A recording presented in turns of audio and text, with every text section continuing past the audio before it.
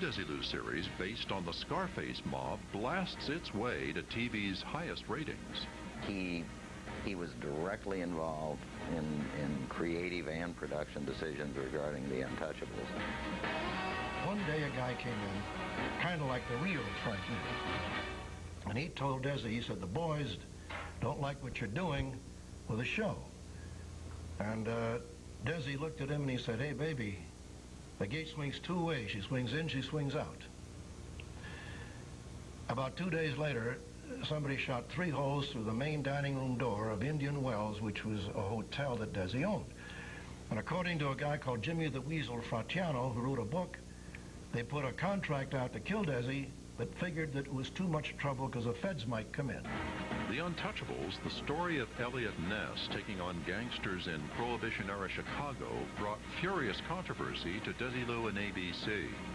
Up to that time, The Untouchables was one of the most violent programs ever seen on television. Along with the controversy, however, comes outstanding ratings.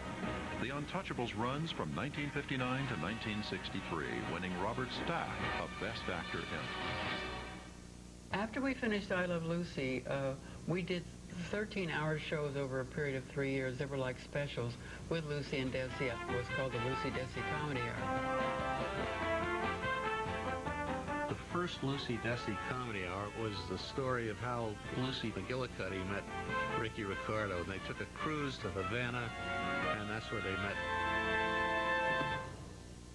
About 1959, Lucy decided to do something that had been done for her when she was under contract there at RKO, and that was start a workshop for actors. So she hired several of us, I think there were about 15 or 16, and put us under contract. It was a wonderful opportunity, and it's how I met Lucy. And it began a really wonderful friendship in my life, because Lucy was very paternal and maternal to all the kids she put under contract, Carol Cook, myself. She was very anxious to be around people and to do things because Desi was never at home. Her marriage was starting to crumble, and Desi was gone and out with his girlfriends, and they argued a lot when they were at home. And I realized that we were like taking the place of what would have been a happy home life if she'd had Desi there. In April 1960, the last of 13 Lucy-Desi comedy hours was aired. I had no idea what we were in for. We had sort of heard gossip that they weren't getting along, but we had no way of knowing that it was just the night before they were going to file for divorce.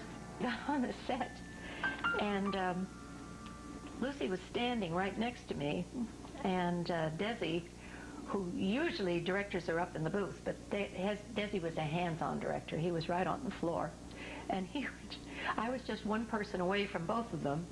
And he would say, would you tell Miss Ball, I guess to the AD, would you tell Miss Ball to please get over to the light or whatever. And she would be over there saying, would you tell Mr. Arnaz I can't get the whatever over there. Because, anyway, they were not speaking to each other. And so all the rest of us had no place to hide. So we were just there thinking, we've got to get this in the can.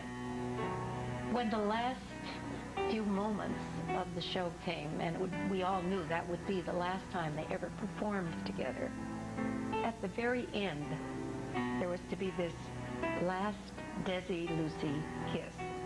And finally Lucy said, Desi, you're the director, say cut. And he said, cut, damn it. And then everybody, the